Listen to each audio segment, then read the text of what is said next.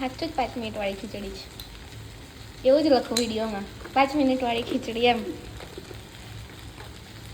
આવું એમાં તો બાકી પેલા તો કાંદા સોતડે બટાકા સોતડે પછી મસાલા સોતડે પાણી કરે પછી મીઠું નાખે એવું બધું કરે ને એવું તો કેટલી વાર લાગે ખીચડીમાં બી એમ